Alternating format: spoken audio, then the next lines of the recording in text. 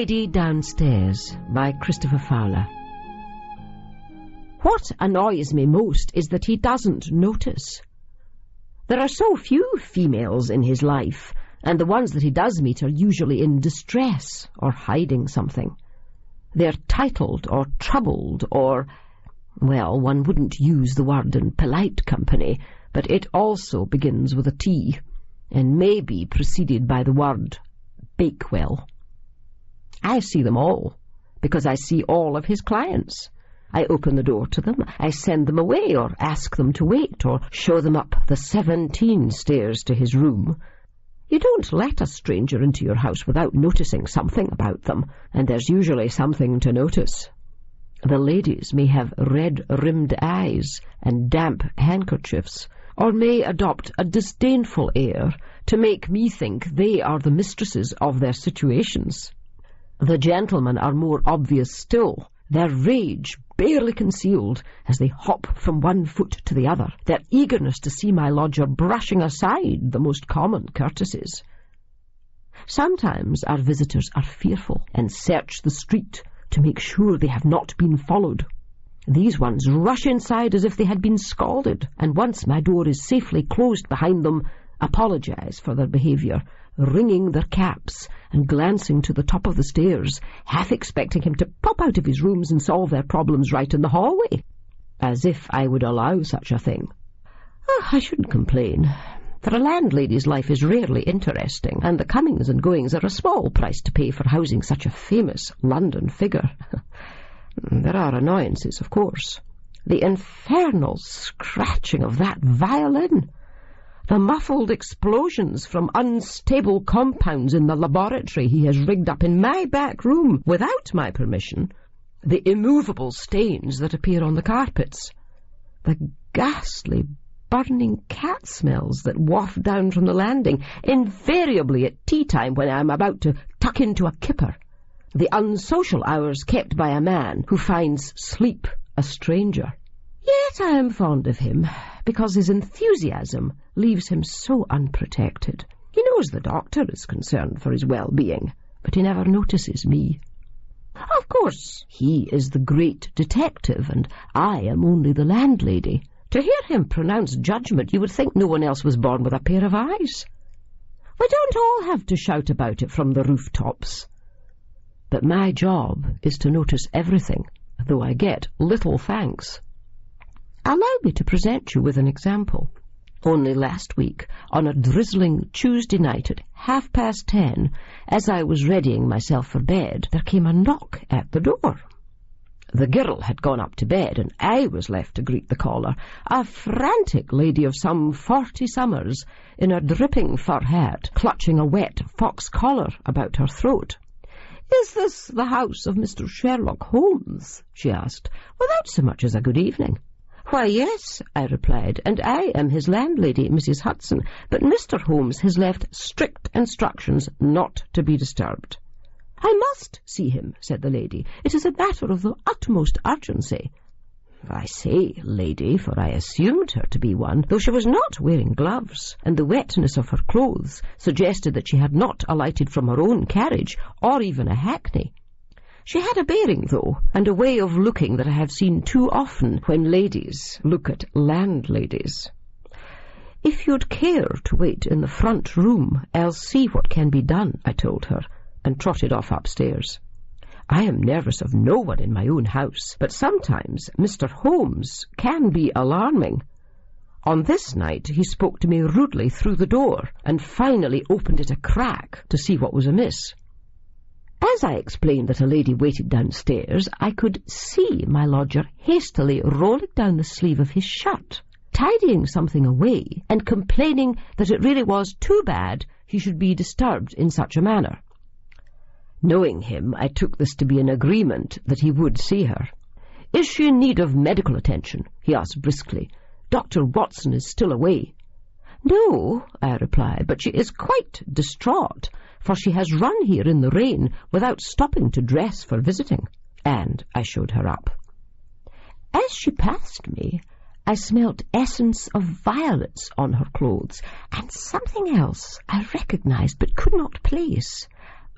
a nursery smell. I stood on the landing, listening. She introduced herself as Lady Cecily Templeford, but then the door closed, and I heard no more. Still, it was enough. I read the women's weeklies, so I knew that Lady Templeford's son recently married beneath him. It was quite the scandal among the leisured classes, which I am not part of, but I make it my business to read about their small sufferings, who is engaged to whom, and why they should not be. I went to the parlour and searched through the periodicals in the fire bucket. I soon came to the story. The Honourable Archibald Templeford married Miss Rose Nichols after a brief engagement. His mother refused to attend the wedding nuptials on account of Miss Nichols's former profession, namely performing as a songstress in the Twice Nightlies, where she was known as the Deptford Nightingale. Miss Nichols subsequently gave birth to a baby boy named Godwin. I was still reading this item when the door to Mr. Holmes's apartment slammed open. "If you do not help me, I do not know what I shall do," she said loudly enough to wake up the serving girl on the top floor. "I have no one else to whom I can turn, and need not tell you what this would do to our family should the news be made public." And with that she swept past me once more, almost knocking me flat, her grand exit only marred by her struggle with the front door latch. "Allow me," I offered, squeezing past to shove the lock, for the wood swells in wet weather, for which help I received a look that could freeze a pond in midsummer. "The poor lady seems very distressed," I ventured, wary of my lodger's reluctance to discuss his clients. "I do hope you can help her." "That remains to be seen," said Mr. Holmes, "but it is nothing you should concern yourself with, dear lady." And with that he shut his door in my face. This does not bother me, for I am used to his ways, and I am just the landlady. I open the doors and close them. People pass me by. I stick to my duty, and they to theirs. The next morning Mr. Holmes went out, and did not return until 5. He appeared haggard, in low spirits, and I gathered from his mood that the investigation he had undertaken was not going well. I knew he had visited the home of the Honourable Archibald Templeford, because I heard him giving the cab driver the address, which was published in my weekly, along with a fetching painting of the drive and grounds in Upper Richmond. "How was your day, Mr. Holmes?" I asked, taking his soaking greatcoat to hang in the hall. "Somewhat less productive than I had hoped, Mrs. Hudson," he replied, "though I venture to surmise not entirely without purpose." He often speaks like this, saying much, but revealing nothing. Most times I have little interest in my lodger's cases. He does not vouchsafe their details, and wishes to discuss them with no one but the doctor. But sometimes I glean a sense of their shape and purpose, although I see them through the wrong end of a telescope, as it were. The clients coming and going, the snatches of hurried conversation, the urgent departures late at night, the visits from policemen like Inspector Lestrade, full of cajoling and flattery, and when those tactics fail, threats and warnings. It is like being backstage at some great opera where one only glimpses the actors and hears snatches of arias, and the setting is all around the wrong way, and one is left to piece together the plot. Like any stagehand, I am invisible and unheard, but a necessary requirement in the smooth running of the performance. My lodger spent the next morning locked in his rooms, banging about, the ceiling above my dining room creaking like a ship in a tempest. Resolving to see what caused his agitation, and knowing he had not eaten, I took him some beef broth, and was gratified when he accepted it, bidding me enter. "I worry you are letting this business with Lady Templeford tire you," I ventured, only to have him fix me with a wild stare. "What on earth do you mean, Mrs. Hudson?" he snapped, sipping at the broth before setting it aside with a grimace. "I noticed that because she arrived here in such agitation, you were compelled to deal with her case, despite being busy with other work." To my surprise, he raised his long head and gave a great bark of laughter. "Well, Mrs. Hudson, you will surprise us all yet," he said. "First Watson, and now you. I shall start to wonder if my investigative technique is catching. So tell me, what do you discern about the lady in question?" "It's not my business to voice an opinion," I said, wary of incurring his displeasure. "Let's say for a moment that it is your business. It would be intriguing to know the female point of view." "I know she is upset by the marriage of her youngest son to a girl she considers to be of low morals," I replied, "and is shocked by the early arrival of a child. More than that I cannot tell." "But you have said much, perhaps without even realizing it." He inclined his head as if seeing me through new eyes. "The night before last, Lady Templeford's new grandchild was snatched from his cradle, and no one has seen him since. What do you make of that?" "Its poor mother must be quite mad with grief," I said, remembering the picture of Rose Nichols in my paper. Then I considered the enmity that existed between the bride and her mother-in-law, and how the son must be caught between them. Mr. Holmes was clearly thinking the same thing. "Then take pity on Archibald, trapped between them, Scylla and Charybdis." At 6 o'clock, his wife Rose enters the nursery to wake and feed her son, and there, where the child should be, is only rumpled bedding. They search the house until 6:30, when Archibald returns from the city, and are still searching when Lady Templeford arrives to dine with them.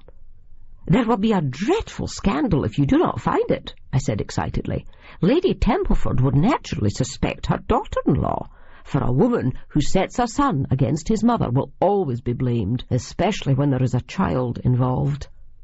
"Do you really think so?" Mr. Holmes's eyes hooded as I continued. "Mrs. Drake, the lady who keeps house at number 115, informs me that Rose Nichols had a long-time suitor in the Haymarket, and there is talk that the child might be his." I realized I had gone too far, offering more of an opinion than was wanted on the subject. "Well, I must get on with my dusting," I said, embarrassed. "The parlour-maid is off today, and the coalman has trod dirt into the back passage." He showed me his back with a grunt of disapproval before I'd even turned to close the door. I know my place. Landladies always do. I cannot help but form an opinion when I see so much going on around me, and dare I say it, Mr. Holmes is so convinced of his abilities he sometimes takes the long route to solve a simple puzzle. The disguises, for instance. I have seen him enter this house as a tramp, a blind man, a war veteran, on sticks with a funny walk, first hopping, then dragging, in hats, in beards, in rags, and on one occasion with a wooden leg. And frankly, I have seen better impersonations at the Alhambra. I wonder that his suspects are not put off by laughing too hard. What is wrong with simply keeping out of sight? It is what a woman would do, because they know the ways of men. But Mr. Holmes does not know the ways of women. Oh, he acts superior around them, opening the door in his smoking jacket, listening to their stories with his elbow on his knee and his hand at his chin, appearing the man of the world. Why, then, does he become flustered when Elsie offers to clean his rooms? Why does he watch her from the turn on the landing as she smooths beeswax into the banisters? I shall tell you. It is because he sees the female form from afar and puts them on a pedestal, because they have never been close enough to disappoint him, and he will not let them nearer. But I am speaking out of turn again, for which you must blame a Scottish temperament. Let me describe the conclusion in the case of Lady Templeford. The morning after I had spoken out of turn with Mr. Holmes, Inspector Lestrade turned up on my doorstep. I took his coat and requested he wait in the parlour, for I do not want the police trampling mud upstairs. Mr. Holmes came down presently. As my offer of tea was accepted, I stayed outside the door while I waited for the kettle to boil. "Well, this is a fine business, Mr. Holmes," I heard the inspector complain. "A baby kidnapped from its cot and no ransom note. It has been more than 2 days now, and I cannot hold off my men any longer for your shenanigans." "Your men will destroy any chance we have of uncovering the crime," my lodger replied with ill-concealed temper. "The answer lies in Rose Nichols' house, and I cannot have the scene damaged until I have ended my investigations." "But what have you uncovered?" "Precisely nothing, sir." "Not true, Inspector. Rose Nichols' nursery is situated at the back of the ground floor. Its door was shut, with keys belonging only to the master of the house, and the rear of the building is surrounded by flower beds. You will recall that rain has fallen constantly for the last few days, and the garden earth is soft. Yet not so much as a single shoe or boot print has been left beneath any of the windows, nor was any latch or lock on either the door or windows forced. I must conclude, therefore, that Lady Templeford has indeed been right in her suspicions, and that the crime occurred at home. It is now a matter of proving the wretched girl's guilt before she brings further disgrace to her new family." Well, when I heard this, I nearly scalded myself. Entering with a tray, I set to providing some hospitality in that chilly room. "Hot tea, Inspector, and for you, Mr. Holmes." As soon as I entered, my lodger ceased to speak. He was waiting for me to leave. "Will there be anything else?" I asked. "No, Mrs. Hudson, we must not detain you. Go about your duties." His long hands waved me aside impatiently. Unable to find a reason to stay in the room, I took my leave. Now, as if suspicious of my whereabouts, Mr. Holmes rose and firmly shut the door behind me so that I could hear no more. But I had heard enough. The wretched girl was obviously a reference to Rose Nichols. Lady Templeford was accusing her of maternal neglect at best and murder at worst, suggesting she was solely responsible for the abduction of the child. I may know nothing of the criminal mind, but I understand a mother's nature. I thought of Rose, low-born and swept off her feet by a noble suitor. Soon she finds herself surrounded by new relatives who frown upon her profession and status in life, who doubtless try to prevent the marriage and stay away from the wedding, causing Rose great embarrassment. She is installed in a grand mansion, overseeing servants she's never before commanded. She's cut off from the theatre, forbidden to see friends from her old life. A child arrives with unseemly haste. The family cast aspersions on her honour. But what if the Honourable Archie Templeford has been forced to marry hastily to avoid a scandal? Even he would now be against her. No longer a star of the stage, admired by friends and suitors, Rose finds herself a prisoner in her strange new abode. Then calamity strikes. Perhaps she discovers poor Godwin smothered in his cot, and has hidden the body from shame. Friendless and alone, she will be condemned by all those around her, including Mr. Sherlock Holmes, who is himself in thrall to those of nobler demeanour, and believes all he has heard about women of Rose's class. When I passed my lodger on the stairs a little later, I found myself speaking out again. "I see the story of the missing babe has reached the noon papers, Mr. Holmes. I heard the boy calling it out from the corner." "I wonder if you have visited Lady Templeford in town?" I asked. "Her husband is reported to be—" "It is common knowledge that Viscount Templeford is in poor health, Mrs. Hudson, and does not welcome the attentions of strangers at his Devon estate. Her ladyship is presently staying in Mount Row. Perhaps—" He turns and fixes me with an irritated look. "Perhaps it is best for us both to stick to our respective professions. On my part, I promise not to attempt to polish the silverware nor wax the banisters." He was right to scold me. I had allowed myself to assume a role I was unfit for. I returned to the tasks of the day, preparing the luncheon menu and arranging payment for the tradesmen. Still, I could not rid my mind of the suspicion that there was more to the case than Mr. Holmes assumed. As I fulfilled the morning's duties, I thought the matter through most carefully. I myself am born of low parents, and have, to my shame, behaved poorly with women whom I regard as lower than myself. However, a mother's bond is strong enough to cut through any ties of class, and I could not believe that Rose Nichols took the life of her firstborn child in order to spite her husband's family. That afternoon, Elsie overturned a milk can in the scullery, and we were forced to move the furniture to clear the mess before it curdled, so I missed hearing Mr. Holmes's return from what I assumed to be a further trip to Richmond. That evening, at the more respectable hour of 7, Lady Templeford called again, and I was on hand to usher her in. She removed a brown corded topcoat, and finding it too hot in the front parlour, unbuttoned a matching jacket, which I took from her and hung in the hall. Her manner had changed. The almost theatrical panic in her eyes had given way to a steely composure. She was determined to see Mr. Holmes, and would accept no refusal. Deciding to forego the rigmarole of ascending, waiting a reply, then returning to the parlour, I sent Lady Templeford directly to the first floor, but I stayed on the stairs, watching and listening. This is what I heard. A creak of floorboards, Mr. Holmes pacing back and forth, a stern, high voice. "How you could allow the press to be informed! Breach of confidence! This brazen woman paid her fancy man to take the child. Public knowledge! Drag my family name into the mud! Cannot stay at Mount Street a minute longer!" This is what I saw.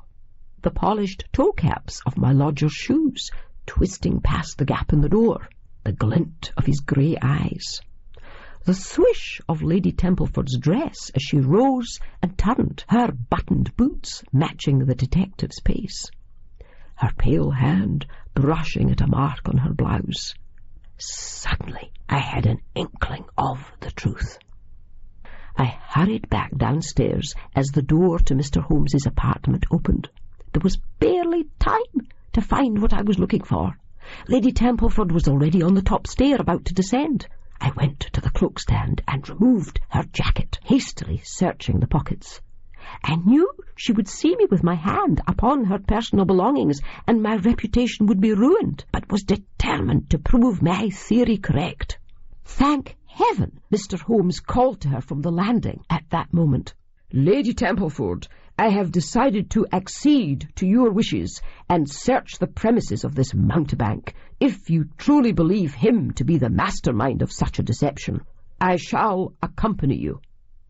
Clearly the finger of guilt now pointed to Rose's former suitor, but I had found what I sought and knew the truth.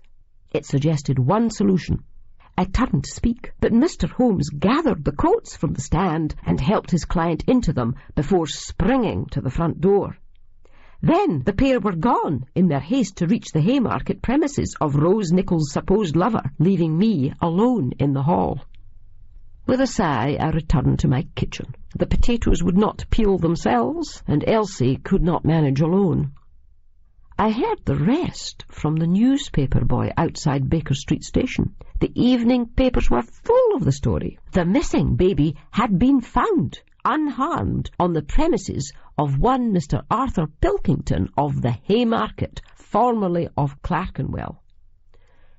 Neighbours heard the baby boy crying on the step of his lodging-house.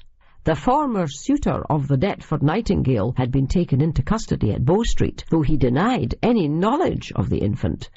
He was to be charged with kidnap.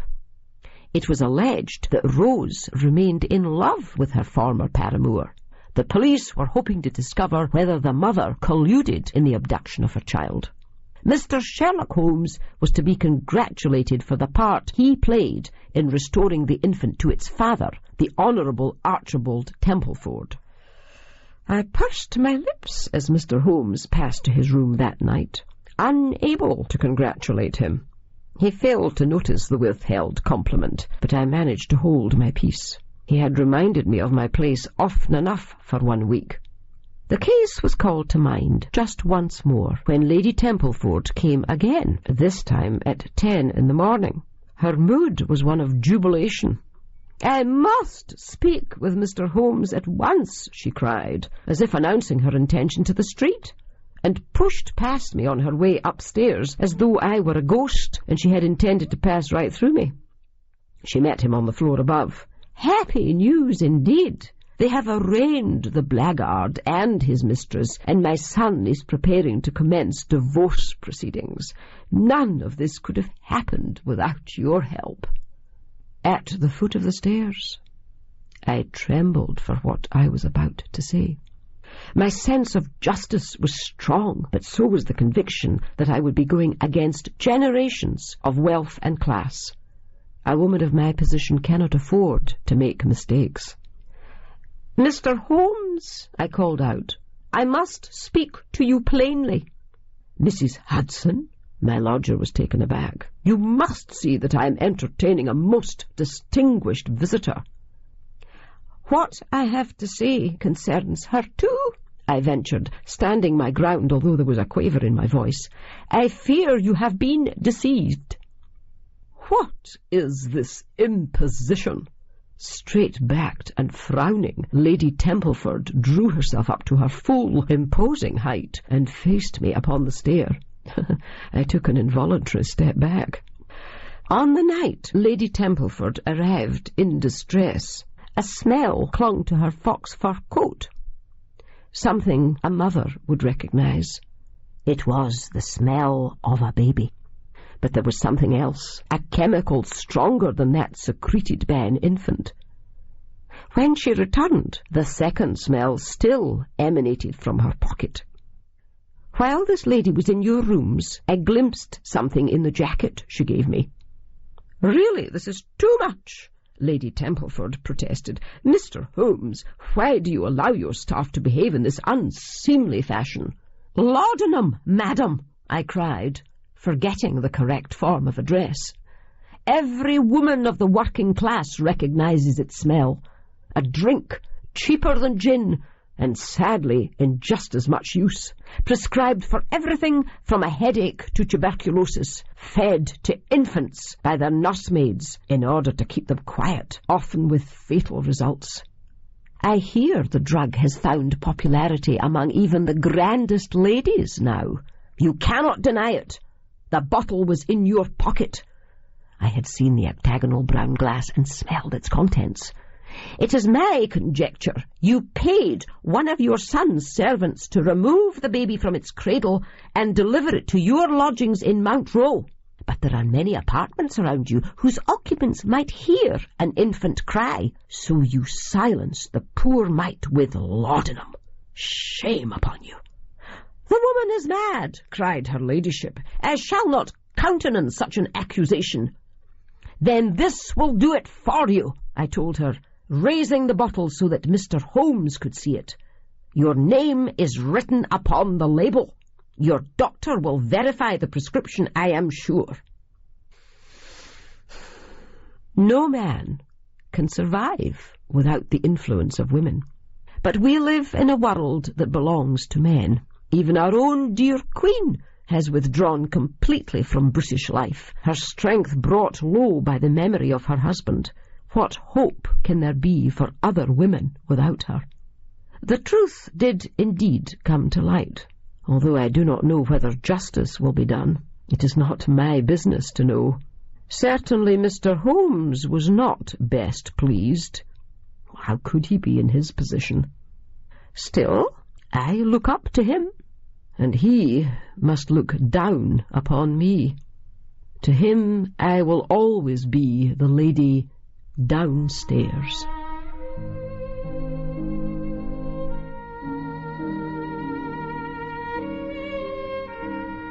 The Lady Downstairs was written by Christopher Fowler and read by Hannah Gordon. It was directed and produced by Anne Kelly.